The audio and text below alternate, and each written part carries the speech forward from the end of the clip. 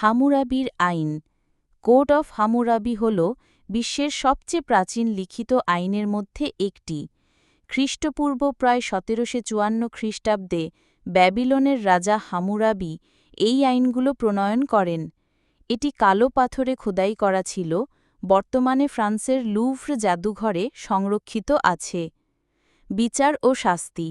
মিথ্যা সাক্ষ্য দিলে মৃত্যুদণ্ড। বিচারক ভুল রায় দিলে জরিমানা বা পদচ্যুতি।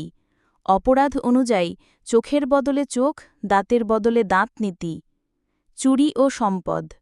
মন্দির বা প্রাসাদ থেকে চুরি, মৃত্যুদণ্ড। সাধারণ চুরি, মাল ফেরত প্লাস জরিমানা।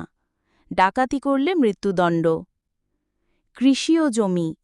কেউ যদি খাল ভেঙে অন্যের জমি নষ্ট করে তাহলে ক্ষতিপূরণ দিতে হবে।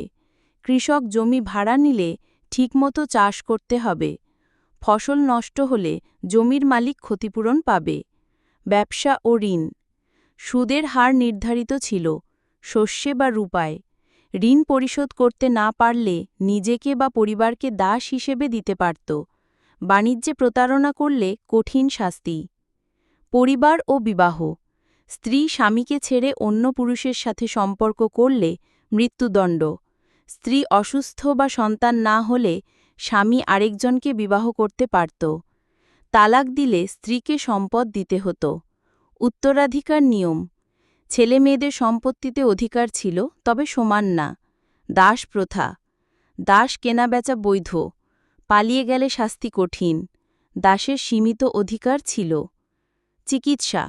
ডাক্তার সফল অস্ত্রোপচার করলে ফি পেত। ব্যর্থ হলে বা রোগী মারা গেলে ডাক্তার হাত কেটে ফেলা হতো। পশু চিকিৎসায় ব্যর্থ হলে ক্ষতিপূরণ দিতে হতো। নির্মাণ ও শ্রম। ইট বা ঘর বানিয়ে যদি ভেঙে পড়ে মালিক মারা যায় তাহলে মিস্ত্রিকে মৃত্যুদণ্ড। যদি সন্তানের মৃত্যু হয় তাহলে মিস্ত্রির সন্তানের মৃত্যু। ভেঙে পড়লে ক্ষতিপূরণ দিতে হতো। সামাজিক বৈষম্য। ধনী ও অভিজাতদের জন্য শাস্তি ছিল হালকা, গরিব ও দাসদের জন্য শাস্তি ছিল কঠিন। একই অপরাধে সামাজিক মর্যাদার ভিত্তিতে আলাদা শাস্তি নির্ধারিত ছিল। মোট ২৮২টি ধারা ছিল, তবে এগুলো মূলত এই ৯টি বিভাগে ভাগ করা যায়। এগুলোই পৃথিবীর প্রথম লিখিত আইনের মধ্যে একটি, যা পরে গ্রিক, রোমান ও আধুনিক আইন ব্যবস্থাকে প্রভাবিত করেছে।